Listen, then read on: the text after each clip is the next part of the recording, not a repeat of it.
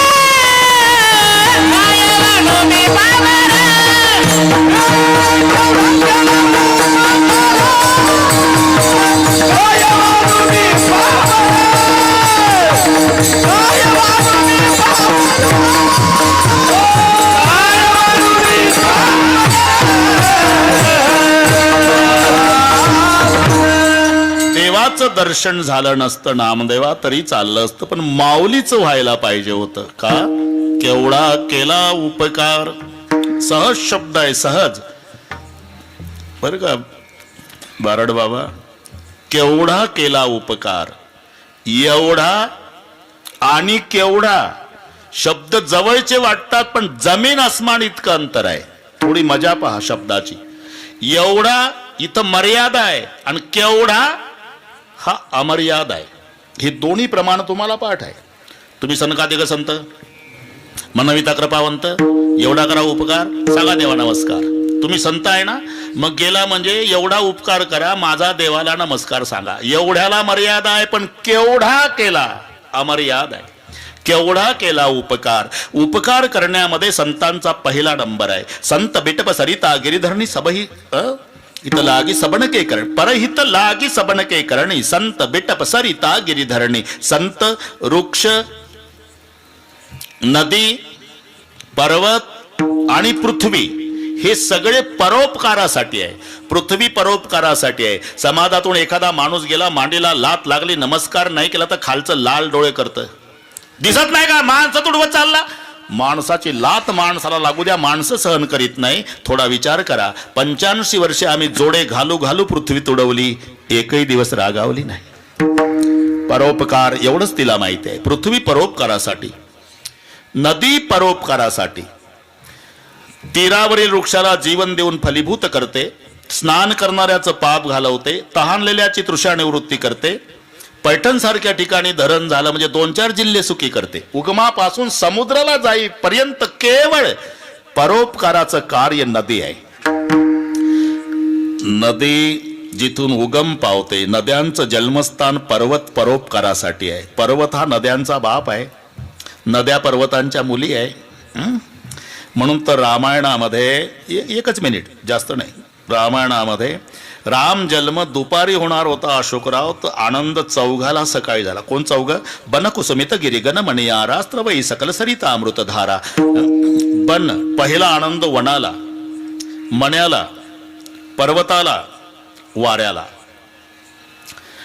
पहिला आनंद वनाला सकाळी झाला, जन्म दुपारी होणार आहे. विचारला गेलं, जंगल आपको किस बात की खुशी? जंगल ने जवाब दिया, जिसका जन्म दोपहर को होने वाला है वो तो 14 साल जंगल आने वाला है. पहिलं खुश झालं जंगल. मग वारा आनंदानं वाहू लागला. विचारलं, पवन आपको किस बात की खुशी? अरे ज्याचा जन्म दुपारी होणार आहे त्याच्या शैवेत पठ्ठ्याचा हनुमान लागणार आहे, कारण वारा पप्पा आहे ना मारुतीचा. म्हणून म्हातारं खुश झालं, सकाळी वाहत होता आनंदाने. नंतर मण्याला, तुम्हाला आनंद कशाचा? मणी म्हणाले, आमच्याच नावाचा उल्लेख होणार आहे, रघुकुल मणी. मणी खुश झाले, वारा खुश झाला, जंगल, शेवटी पर्वत. बस एवढ्यासाठी घेतलं मी आपलं पर्वत. पर्वतांना आनंद झाला. विचारलं, तुम्हाला कशा आनंद? पर्वत म्हणाले, आमच्या मुली सासरी गेल्या, पुन्हा आंबे रसासाठी बापाच्या भेटीला माहेरी आल्या नाही. कोण मुली? नद्या. नद्या पर्वतांच्या मुली आहे. मग आनंद कशाचा? आम्हाला लेकी भेटणार असल्याचा. म्हणजे ज्याचा जन्म दुपारी होणार तो 14 वर्षे वनवासात जाणार, त्याची पत्नी रावण चोरणार, रावणासोबत त्याला युद्ध करावं लागणार, रावणासोबत युद्ध करण्यासाठी त्याला वानरं न्यावी लागणार लंकेत, वानरं लंकेत नेण्यासाठी समुद्रावर पूल बांधावा लागणार, समुद्रावर पूल बांधण्याकरता तो जगातले पर्वत उचलू उचलू समुद्रात टाकणार आणि तिथं सासरच्या लेकी पप्पाला भेटणार पर्वत. म्हणून गिरी इथे उल्लेख आहे, संत बिटप सरिता गिरिधरणी. पृथ्वी परोपकारासाठी, नदी परोपकारासाठी अशोकराव, पर्वतही परोपकारासाठी, वृक्ष परोपकारासाठी. जैसा आम का पेड़ वैसा संत का हेत, नीचे से मारे पत्तर ऊपर से फल देत. आंब्याच्या झाडाला कैऱ्या आल्यावर दगड मारा तुम्ही, दगड मारणाऱ्यावर झाड रागवत नाही, त्यालाही 2-4 कैऱ्या बक्षीस देत. काही काही बोर्ड असतं ते, का लावणी जयाने केली जो खांडावया घाव घाली, दोघा एकची सावली वृक्ष दे जैसा. भेदभाव नाही. ज्यानं झाड लावलं त्यालाही सावली, आणि जे कुऱ्हाड घेऊन तोडायला आलं थोडा वेळ तंबाखू खात सावलीत बसलं झाड मध्ये, हे बैमाना ओठ, मला तोडणार ना, माझ्या सावलीत तंबाखू खातो, अजिबात नाही, त्यालाही सावली. जसे काही काही ग्रामपंचायत मध्ये बोर्ड असतात, कमानीवर लिहिलं असते, अमुक अमुक ग्रामपंचायत आपले सहर्षे स्वागत करीत आहे, आणि बाहेर पडताना ग्रामपंचायत आपले आभारी आहे. त्याच्यात बदल नाही. येणारं जाणारं कोणी असू द्या, बदल नाही. तमाशा मंडळ येऊ द्या तरी ग्रामपंचायत आपले सहर्षे स्वागत करीत आहे. दारू विकणारे येऊ द्या, ग्रामपंचायत आपले सहर्षे स्वागत करीत आहे. कीर्तनकार येऊ द्या, ग्रामपंचायत आपले सहर्षे स्वागत करीत आहे. गाव झोपल्यावर रात्री चोरट्यांची टोळी येऊ द्या, ग्रामपंचायत आपले सहर्षे स्वागत करीत. बोर्डात बदल नाही. तमाशा करून तमाशा मंडळ निघालं तरी बोर्ड, ग्रामपंचायत आपली आभारी आहे. पूर्ण कॅन मोकळ्या करून दारू विकणारं गेलं तरी बोर्ड आहे, ग्रामपंचायत आपली आभारी आहे. कीर्तनकार कीर्तन करून निघाला, ग्रामपंचायत आपली आभारी आहे. आणि पहाटे 3 वाजता सगळ्या तिजोऱ्या गावातल्या मोकळ्या करून चोरटे निघाले तरी बोर्डावर आहे, ग्रामपंचायत आपली आभारी. असं का लावणी जयाने केली जो खांडावया घाव घाली, दोघा एकची सावली वृक्ष दे जैसा.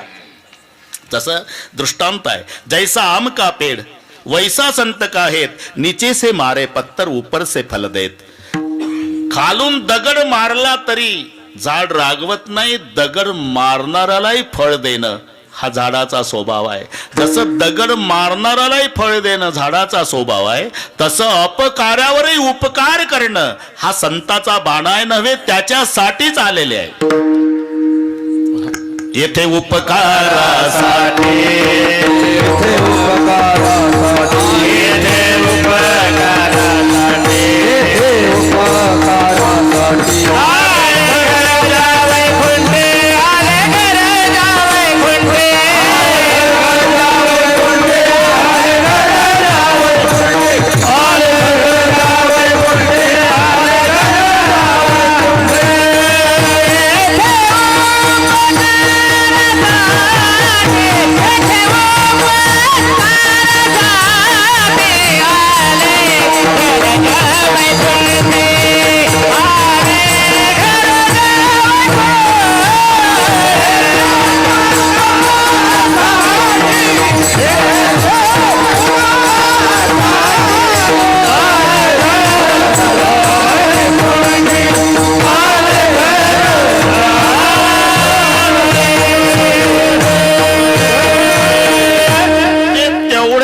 आलेले आहे. येथे उपकारासाठी. काही उपकार करतात अशोकराव, याच्यात 4 तुकडे पडतील. उपकार्यावर उपकार, अपकार्यावर अपकार, उपकार्यावर अपकार आणि अपकार्यावर उपकार. अपकार्यावर अपकार यानं त्याची गंज पेटवली, मग काही दिवसानं हे त्याचा गोठा पेटवतं. हे कीर्तन चांगलं पाठ आहे तुम्हाला. याला म्हणतात अपकार्यावर अपकार. उपकार्यावर उपकार, यानं त्याला तंबाखू दिला, ते याला चुना देतं. हे तर सगळे कळलं जातात म्हणजे, कारण नुसता तंबाखू खाऊ नये अशोकराव, चुना पाहिजे. भगवंत म्हणे अर्जुना, जो खाय तंबाखू चुना तो भक्त माझा जुना. कलियुगीचा ही ओवी ज्ञानेश्वरीतल्या 19व्या अध्यायात आहे. घरी गेल्यावर वाचा. हे त्याला तंबाखू देतं, ते याला चुना देतं. यानं त्याच्यावर तंबाखूचा उपकार केला, यानं त्याच्यावर चुन्याचा उपकार. यानं गंज पेटवली, त्यानं गोठा पेटवला. अपकार्यावर अपकार. काही उपकार्यावर अपकार. ते बेंडकोळीला दया आली. विंचू पाण्याच्या प्रवाहात वाहत होता, टाकली उडी. बेंडकोळी अर्ध्या धारात पोहत पोहत तिकडून विंचूवाला पाठीवर घेतलं. अशोकराव, परतीचा प्रवास सुरू झाला बेंडकोळीचा. विंचू बेंडकोळीच्या पाठीवर आहे. जोपर्यंत परतीचा प्रवास पाण्यातला आहे तोपर्यंत बेंडकोळीच्या पाठीवरचा विंचू हरिभक्त परायण आहे. हालचाल नाही, त्याला माहिती जीव धोक्यात आहे. आणि जेव्हा बेंडकोळी काठाला आली, विंचवाला वाटलं आता तर वाचलो, पण हिला माहिती करून द्याव पठ्ठ्याला काय म्हणतात. उतरता उतरता नांगी मारली. 2-2 फूट उड्या मारायची बेंडकोळी. याला म्हणतात उपकार्यावर अपकार. हे जवळजवळ कळलं तुम्हाला. गोठा पेटवणं, गंज पेटवणं, अपकार्यावर अपकार. तंबाखू चुना, उपकार्यावर उपकार. नांगी उतरताना मारली, हे उपकार्यावर अपकार. कोणी उपकार्यावर उपकार करतात, कोणी अपकार्यावर अपकार करतात, कोणी उपकार्यावर अपकार करतात, पण संत अपकार्यावर उपकार करतात. तुम्ही जरा विचार करा, केवढे अपकार. आता कोणती दिंडी निघाली महाराष्ट्रात? 2 संतांचं भजन. ज्ञानोबा तुकाराम, संध्याकाळी गुलाबजाम. खोटं आहे का? खरं सांगा.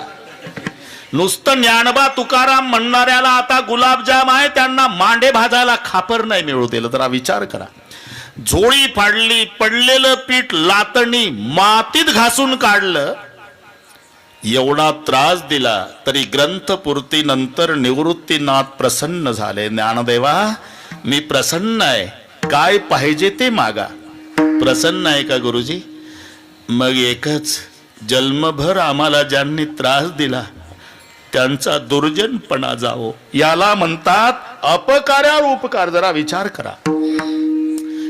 जे खळाची खळ मरो नाही म्हटलं, जे खळाची व्यंकटी सांडो. एकदा निळोबाराय समर्थ रामदास स्वामी भिक्षेला आले. ती माऊली सारवत होती. तेव्हा सारवायची पद्धत होती बाबा. आता सारवणं संपलं. जुनी मंडळी आमच्या वयाची असेल ते खेड्यामध्ये, ते कवितेत खेड्याचं वर्णन असायचं पूर्वी. कविता, फुटे क्षितिजी तांबडे जो न थोडे, तोच जागे हो तसे सर्व खेळे. तरुण आखाड्याकडे धाव घेती, वृद्ध भूपाळा प्रभू साळवीती. पूर्वी महिलांचंही होतं. उठून गृहिणी लग बघा अंगणात, सडा संमार्जन करीत राहतात. सडा संमार्जन. आता जर 2022 मध्ये कवीला कविता लिहायची असली, सडा संमार्जन लिहेल का निळोबा? उठून गृहिणी लग बघा अंगणात, वल्या फडक्याने फरशा पुसतात. आता आहे काय दुसरं? ते समर्थ रामदास स्वामीजीच्या वेळेची घटना. ती सारवत होती मावशी शेणा मातीचं ते सारवण, आणि समर्थ रामदास स्वामी भिक्षेला, भिक्षां दे. चांगला जाडजूड दिसतो, ऐत खाऊ कुठला. तसंच शेणा मातीचं पोतेर फेकून मारलं रामदास स्वामीला. रागावले नाही. श्रीरामाची इच्छा म्हणून पोतेरची भिक्षा स्वीकारली. त्या दिवशी उपवासी राहिले. दिवसभर श्रीरामाचं भजन केलं. मठात आले. पोतेर स्वच्छ धुतलं स्वामीने, सुकायला घातलं. त्याच्या चिंध्या चिंध्या केल्या. सायंकाळी त्याच्या वाती केल्या, त्या दिव्यात लावल्या, तेल घातलं, आणि रामाच्या मंदिरात गाभाऱ्यात ते ओळीनं दिवे लावले, आणि दिवे प्रज्वलित केले. वेळ संध्याकाळची. त्या दिव्याच्या प्रकाशात श्रीरामाची मूर्ती जेव्हा उजळून निघाली, रामदास स्वामीच्या डोळ्याला धारा लागल्या. श्रीरामा, जन्मात काही मागितलं नाही, मरेपर्यंत मागणार नाही, पण आज एक प्रार्थना आहे. ज्या मावशीनं मला हे पोतेर फेकून मारलं, त्याच्याच वाती केल्या देवा. त्याचा हा परिणाम आहे की तुझा सगळ्या गाभारा प्रकाशानं उजळून निघाला. माझी एकच प्रार्थना आहे, असा प्रकाश त्या मावशीच्या डोक्यात पडू द्या. याला म्हणतात अपकार्यावर उपकार. विठ्ठल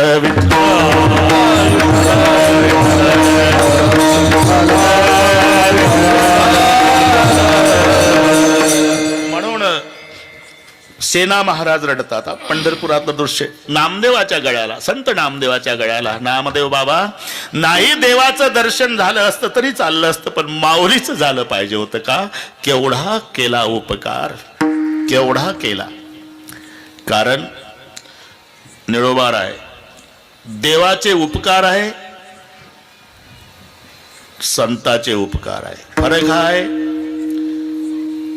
देवानं गुह्य सांगितलं, एक लक्षात घ्या.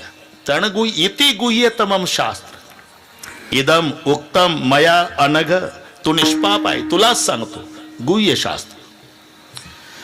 पण माऊलीनं ते प्रगट केलं.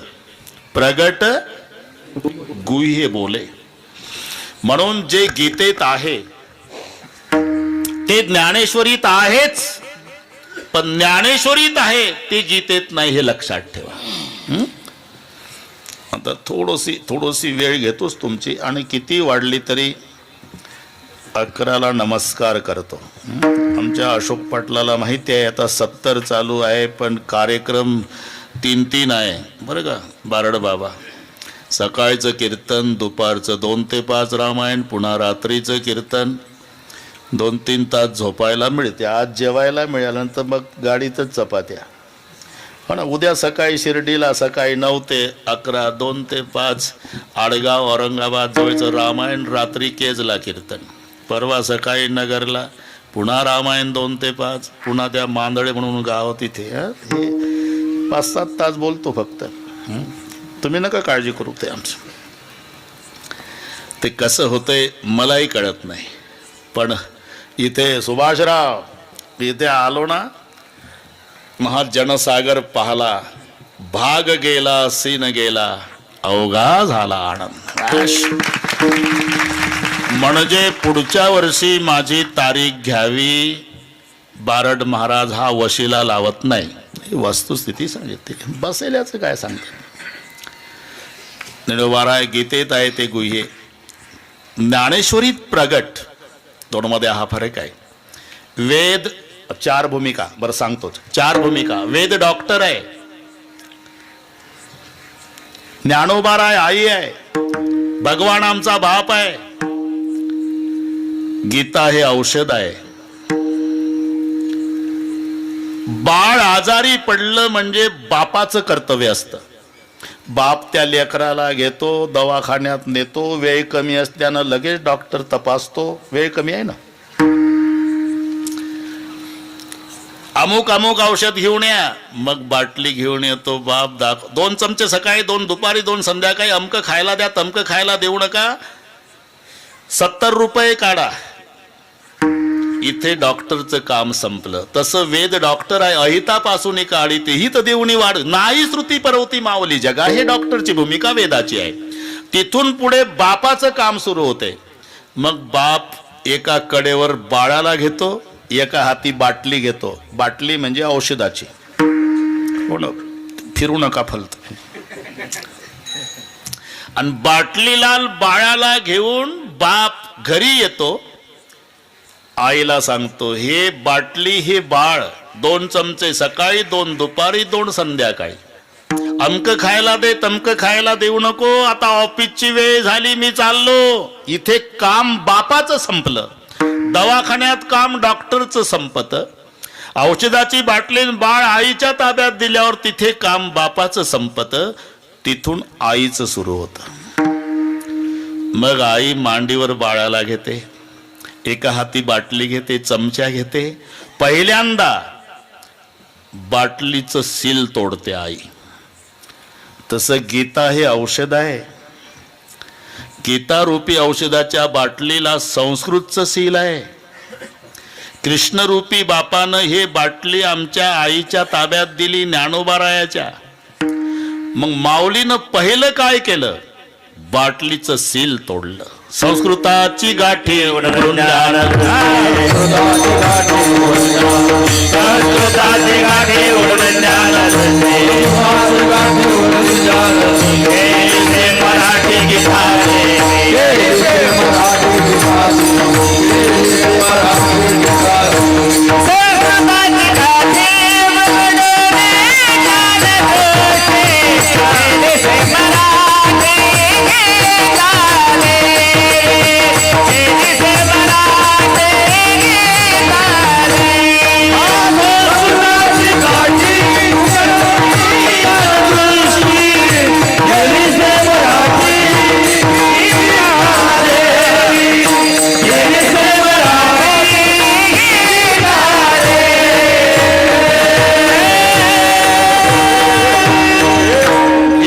गीताचे भूमिका. आईनं पहिलं बाटलीचं सील तोडलं. गीता ही औषधाची बाटली, त्याला संस्कृतचं सील तोडलं आमच्या आईनं, ज्ञानोबारायाने. केली से मराठी गीता देवी. आणि एक एक चमचा लेकराला पाजल्या. म्हणजेच ज्ञानेश्वरीच्या 9000 ओव्या हे चमचे पाजले लेकराला. ब्रह्म साम्राज्य दीपिका वर्णी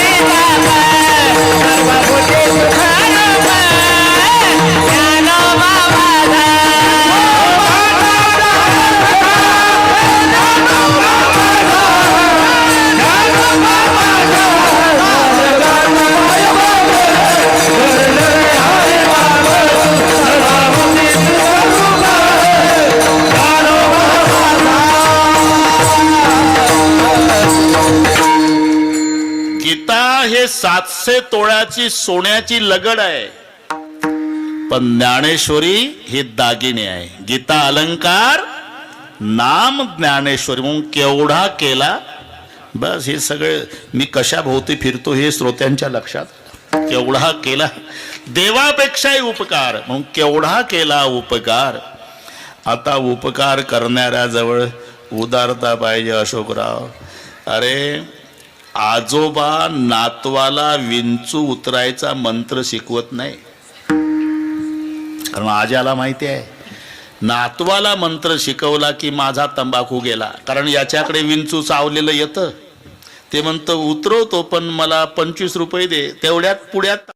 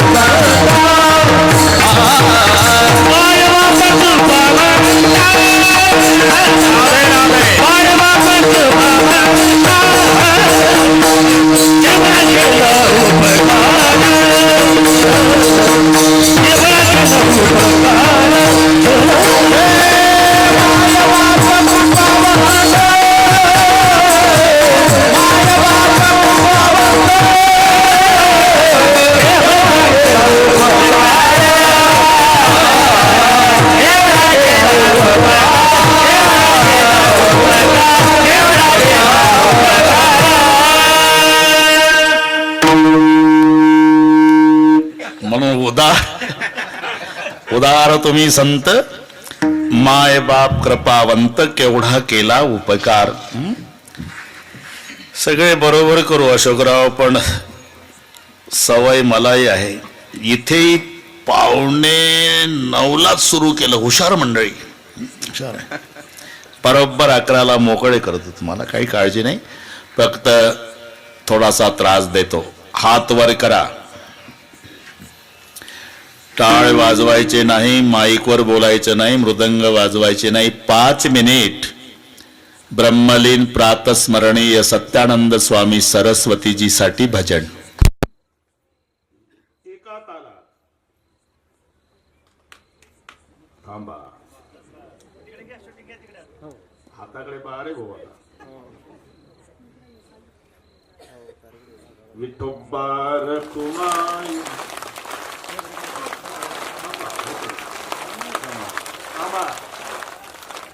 एक माझ्याकडे पहा, एक हात वर करा, एक हात, एक हात वर, एका तालात एक.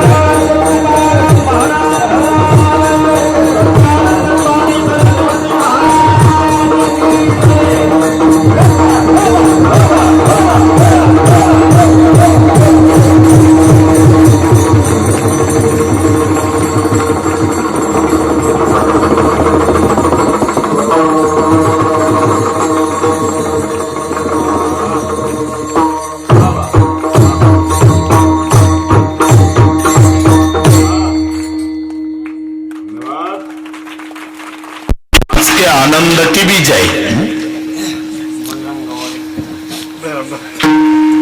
बळराम दादा खोटं बोलतो. बरं ठीक आहे, पण पखवात खरा वाजवतो. बाकी खोटं बोलू द्या. अरे हे गुणीजन मंडळी हे पूर्वजन्मातले इंद्र आहेत अशोकराव. चुकून आले इकडे. इंद्र आहे हे सगळे. गायनाचार्य अर्जुनाच्या भूमिकेतले आहे. ही सगळी गुणीजन मंडळी म्हणजे आमच्या वारकरी संप्रदायाचं सौंदर्य. लक्षात आनंद त्याच्यामुळे. नोहे एकल्याचा खेळ, लावणी मृदंग श्रुती टाळ घोष, त्याच्यापासून होणारा आनंद, त्याचं नाव ब्रह्मरस. सेऊ ब्रह्मरस आवडीने, आवडीने. बरं का, मोहाचा रस आहे पण आवडीनं नाही. ते वाकडं तिकडं तोंड करून आहे. जाऊ दे, वाढत राहता. लक्षात घ्या, लावणी ही साधन आहे त्याचं. जसं उसाचा रस घ्यायचं साधन काय? काचेचा ग्लास. आंब्याचा रस घ्यायचं साधन काय? स्टीलची वाटी. मोहाचा रस घ्यायचं साधन काय? तुटक्या दांडीचा कप. हे सगळे साधनं पाठ आहे तुम्हाला. साधनाशिवाय उसाचा रस घ्यायला काचेचा ग्लास पाहिजे, आंब्याचा रस घ्यायला वाटी पाहिजे, मोहाचा रस घ्यायला तुटक्या दांडीचा कप पाहिजे, पण ब्रह्मरस घ्यायला हे साधन लावणी मृदंग श्रुती टाळ घोष मग सेऊ ब्रह्मरस. म्हणून तुमच्यावर पुष्पाचा वर्षाव केला, आम्हाला त्याचा डबल आनंद झाला. विठ्ठल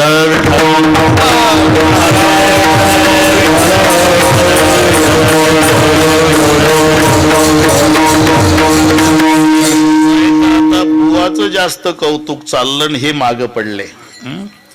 काही नाही, माझंच टिपण पाठ करतय ते गाडीत बसल्यापासून संध्याकाळपर्यंत कॅसेट लावून, आणि तसंच सांगतं त्याचं कौतुक.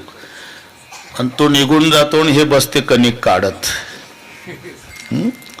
म्हणून गुणीजन मंडळ हे त्रेतायुगापासूनच साधन आहे हे. काय ते आहे ना त्रेतायुगात बाजई ताल तबला नाही. त्रेतायुगात विना आणि पखवा दोनच साधनाचा उल्लेख आहे.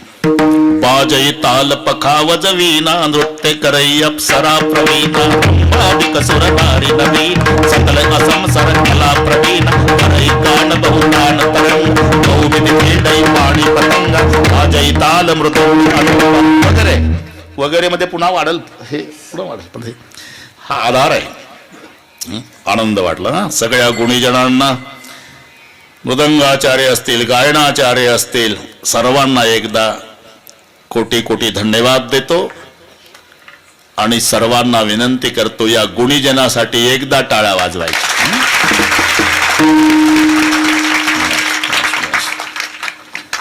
उदार तुम्ही संत. इथं आलो होतो आपण. मी शुद्धीवर आहे, काळजी करू नका. उदार देवही उदार आहे, संतही उदार आहे, पण दोघाच्या मध्ये हा फरक आहे.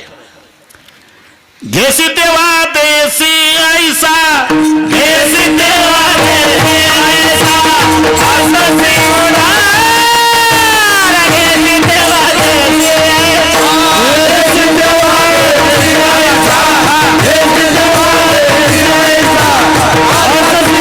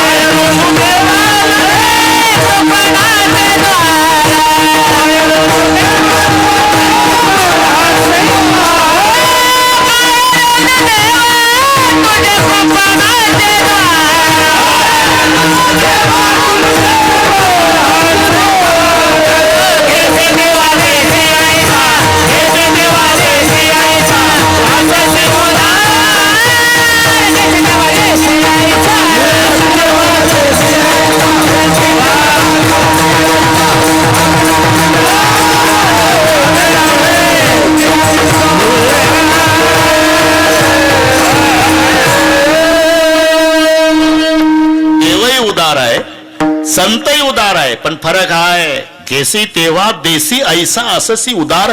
नामदेवराय भांडले देवासोबत, तुझ्यापेक्षा आमच्या गावचा दुकानदार चांगला आहे देवा. का? गोडे तेल देतो, साखर देतो, गव्हाचं पीठ, तांदूळ देतो, पैसे महिन्यानं घेतो.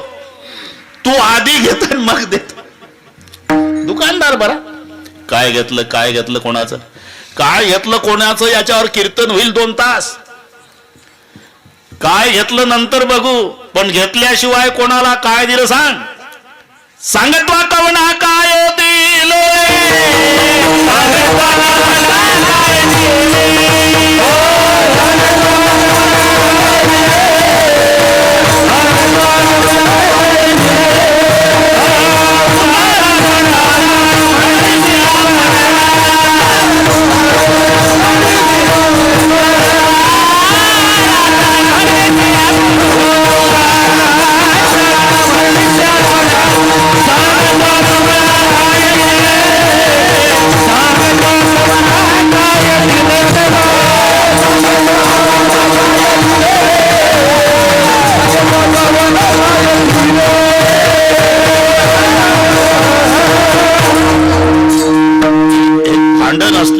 थोडासा आवाज वाढतो भांडणात.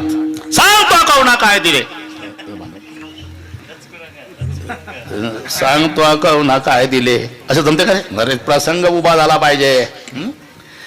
सांगतो कवना काय दिले, उदाराताना म्हणून आपण ते द्रौपदीला नाही का अन्न दिलं, माहिती आहे? पहिलं भाजीचं पान खाल्लं, मग दिले अन्न ऋषी लागे, घेसी तेव्हा देशी. द्रौपदीचं जाऊ द्या, अजून काय दिवा लावला? अजून सुदामजीला नाही का सोन्याची नगरी, कशाला 7-12 ओपन करता देवा? आम्हाला माहिती आहे.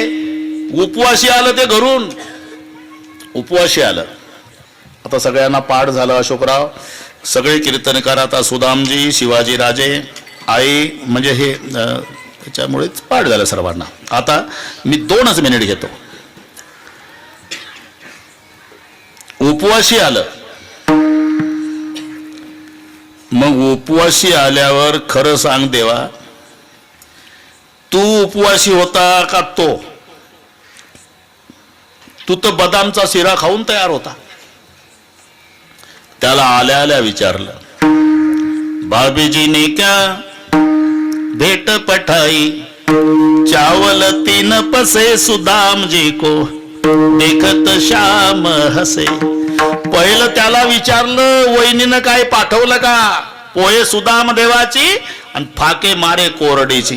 मुष्टीभर पोह्यासाठी मन केले हळूवट, आणि मग तया उत्कृष्ट राज्य दिले. सुदाम्याचं जाऊ द्या, द्रौपदीचं अजून काय? बिभीषणाला नाही का लंका दिली. आता काय बोलायला लावता देवा? बिभीषणाला लंका दिली त्याच्या बापाची का तुझ्या बापाची? खरं सांग.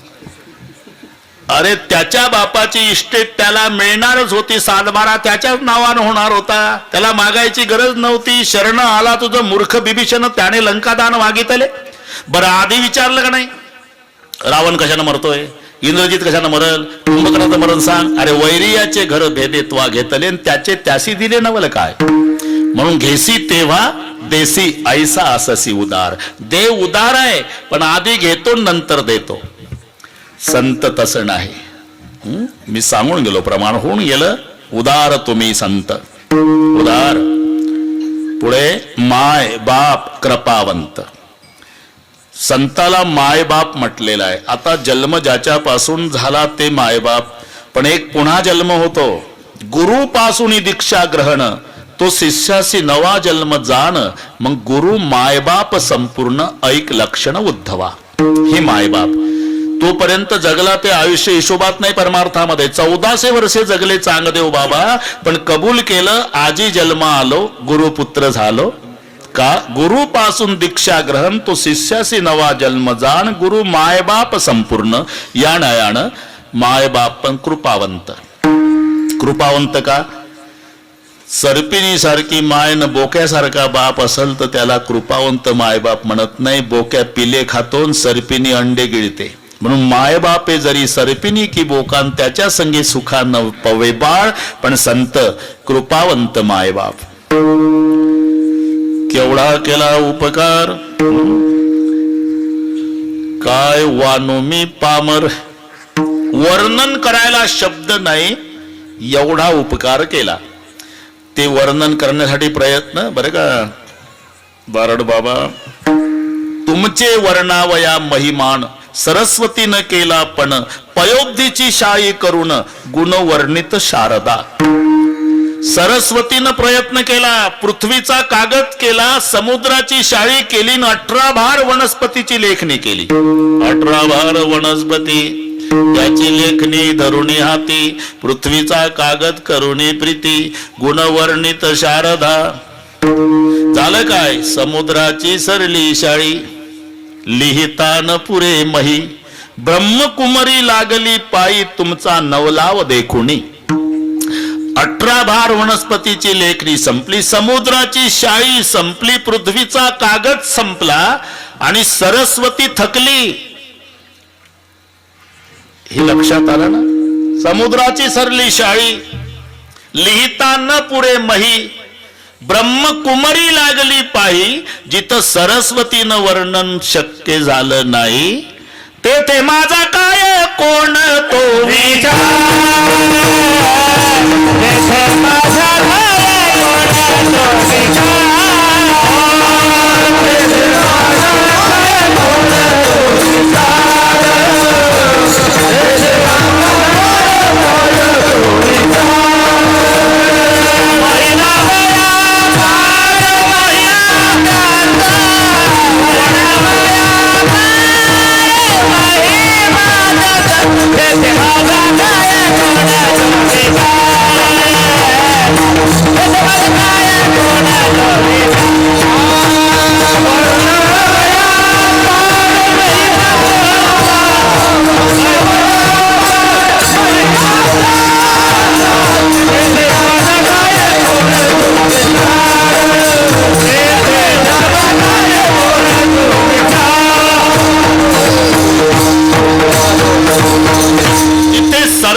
तिला शक्य झालं नाही, तिथे काय वानू मी पामर.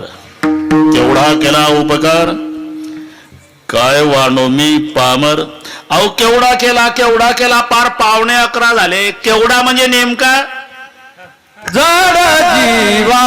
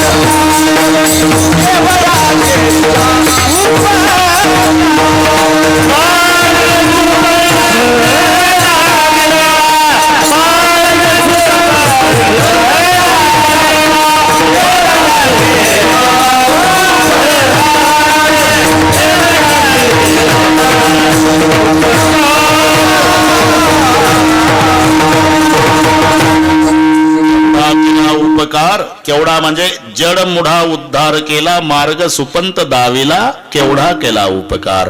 जडाचा उद्धार, मुळाचा उद्धार. आता हे सगळे तुम्हाला पाठ आहे. भिंतीसारखं जड, रेड्यासारखं मूळ. चालविली जड भिंती, उद्धार झाला कसा. तुम्ही विचार करा, कितीतरी भिंती भारतात आहे, त्याच्यावर येड्याबा बहीण गाजर गवत कुत्री बसली मोकाट. एक भिंत आहे 750 वर्ष झाले, अजून वारकरी डोकं टेकवून दर्शन करतात. याला म्हणतात जडाचा उद्धार. तुम्ही कुठेही जा, मंदिराला खांब असतात, पण खांबासाठी मंदिर नेवाशाला आहे. ज्या खांबाला टेकून ज्ञानेश्वरी लिहिली त्या खांबाचा उद्धार. याचं नाव जडाचा उद्धार. मुळाचा म्हणजे अजिबात अक्कल नसलं जनावर. हल्या हल्या इकडे काय हल्याच म्हणतात ना, ठीक आहे. हो ना, अजिबात अक्कल नाही. ते जर रस्त्यानं चाललं ना तर पांढऱ्या रेषेहून चालतं. त्याला वाटतं हे सरकारनं माझ्याकरताच आखून ठेवली. Truck driver ST driver horn वाजून वाजून वैतागून खाली उतरतो, कॅबिन मधून काठी काढतो, 10-15 काठ्या पुऱ्या ताकदीन रेड्याच्या पाठीत. तेव्हा शेवटच्या काठीला रेडा माग फिरून पाहतो, काय चाललं भारतात. इतकं बेअकली जनावर. तुम्ही सरकशी पाहिल्या असेल, एकाही सरकशीत रेड्याचा वापर केला जात नाही. हिंस्र पशुचा वापर केला जातो, वाघ, सिंह, अस्वल, पण रेड्याचा वापर नाही. का रेडे मिळत नाही का. अरे ट्रक न मिळेल हा माल, पण रिंग मास्टर म्हणतात महाराज, आमच्यासारखे हजारो रिंग मास्टर रेडे शिकून वेडे झाले, रेडे शिकत नाही म्हणून रेड्याच्या भानगडीत सर्कसवाले पडत नाही. इथे बरीच शेतकरीच मंडळी बसलेली आहे. गाईचं वासरू वेगळं, म्हशीचं पारडो वेगळं, त्यातही खिल्लाऱ्या गाईचं. बरं का अशोकराव, कळपानं गाई चरायच्या हजारो गाई. तिचं वासरू गोठ्यातून सोडलं की शब्दाचा गोंडा वर करणार, कान टवकारणार. जे पळत जाणार 999 गाई मधून आईच्याच कासेला. एवढी अक्कल वासर आलाय. पूर्वीची माणसं खिल्लाऱ्या गाईचे दूध प्यायचे ना, हॉर्न वाजल्या बरोबर रस्त्याच्या खाली उतरायचे. मी काय बोललो का. आता सगळ्या ड्रायव्हरचे अनुभव आहे. हॉर्न वाजला की 2 पावलं डांबरीवर पुन्हा येतं. समजाव याचा दोष नाही, जर्सीच्या दुधाचा परिणाम आहे. गाईचं वासरू वेगळं, म्हशीचं पारडू. 20 म्हशी जर गोठ्यात बांधून असल्या तर पारडू सोडा, ते म्हशीकडे जात नाही, आधी सोडणाऱ्याकडेच येतं. त्याला वाटतं प्यायला सोडलं पाहिजे, चालन 2 थोबाडीत देतं. मग पारडू तिकडे पाहतं, त्याला वाटतं मालकाने मारलं त्या अर्थी प्यायला सोडलं असावं. पण 20 म्हशी आहे, याच्यातली मम्मी कोणती असेल. त्याला वाटतं कशाला वेळ घालवावी, फक्त 13 मिनिट शिल्लक आहे, पहिलीपासून टेस्टिंग करावी.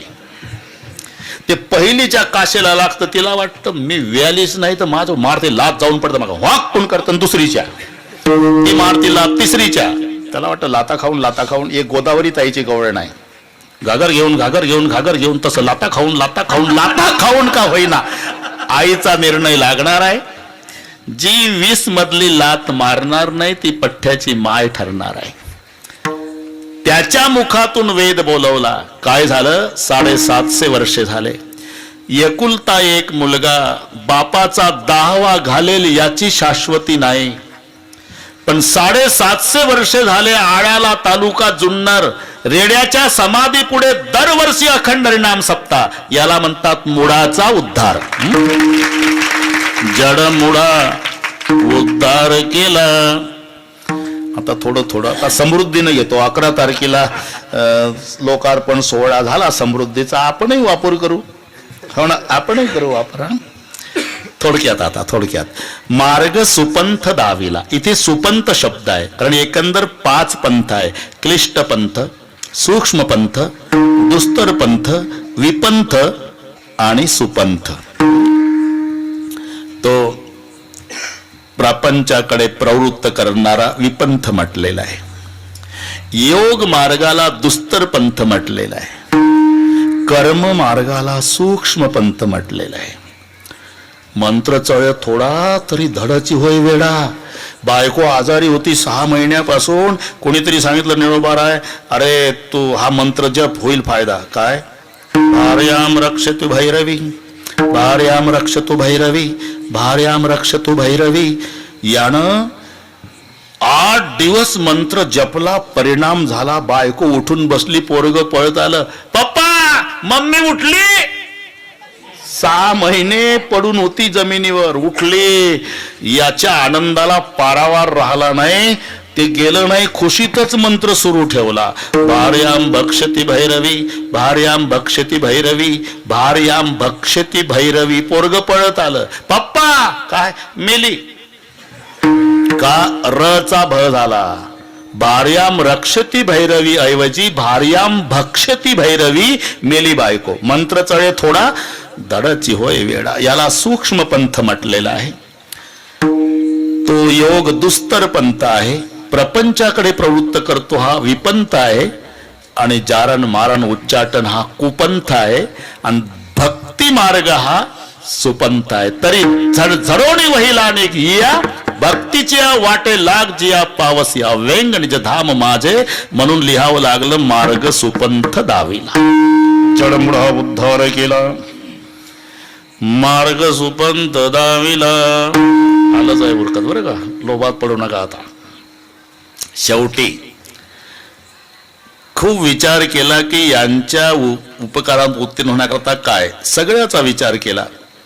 जीवापर्यंत मजल गेली. चिंतामणी, कल्पतरू, शरीर, शेवटी जीव. हे सगळे माहिती आहे तुम्हाला. चिंतामणी देऊन उतराई व्हावं तर चिंतामणी चिंता वाढवतो. संताने अचिंत्य परमात्म्याची प्राप्ती करून दिली म्हणून चिंतामणी कमी पडला. कल्पतरू देऊन उतराई व्हावं तर कल्पतरू कल्पना वाढवतो. संतांनी निर्विकल्पाची प्राप्ती करून दिली. कल्पतरू कमी वाटला. देहानं उतराई व्हावं तर देह नाशिवंत आहे. संतांनी अविनाशाची प्राप्ती करून दिली. शरीरही कमी वाटलं. जीवे व्हावे उतराई तो समूळ मिथ्या पायी. संतांनी सत्य परमात्म्याची प्राप्ती करून दिली म्हणून जीवही कमी वाटला. म्हणून शेवटचं चरण सेनामणे उतराई, सेनामणे उतराई, सेनामणे उतराई, सेनामणे उतराई, सेनामणे उतराई, सेनामणे उतराई, सेनामणे उतराई.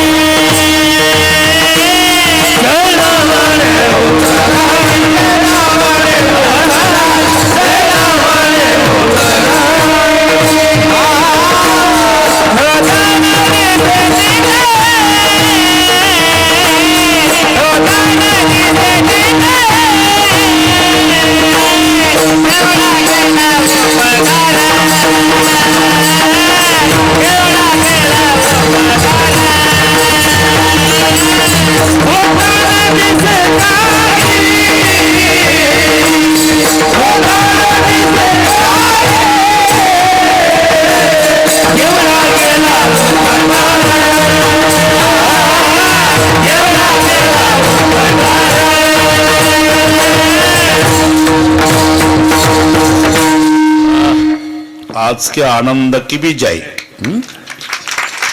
सेना म्हणे उतराई होता न दिसेची काही, तुका म्हणे याच्या उपकारासाठी नाही माझे गाठी काही एक. बस केवढा केला उपकार, काय वाणू मी पामर. होईल थोडक्यात चालही होईल, समृद्धीनं घेऊ. अजून 7 मिनिट आहे, सगळे बरोबर होईल. मग निवेदक उद्याचं निवेदन देतील. मला केशवदादांचा फोन आला होता, किती वाजता कीर्तन आहे. म्हटलं माझं 9ला आहे, तुमचं नाही माहिती किती वाजता आहे. ते म्हणले तेवढा फोन करायला सांगा. मी आल्या आल्या संयोजकाला सांगितलं की दादाला फोन करा उद्या किती मला वाटते 11 ते 1. उद्या काल्याचं 11 ते 1 म्हणले बा मला. ठीक आहे, तुमचं जसं असेल तसं ते निवेदक निवेदन देतील त्याप्रमाणे. माऊलीचं भजन होईल, नंतर थोडक्यात चाल होईल, मग जय विठ्ठल होईल. निवेदक निवेदन देतील, त्यानंतर जागा सोडायची. तोपर्यंत कोणी हालचाल करायची नाही. मिलिटरी सारखा शिस्तबद्ध कार्यक्रम होईल.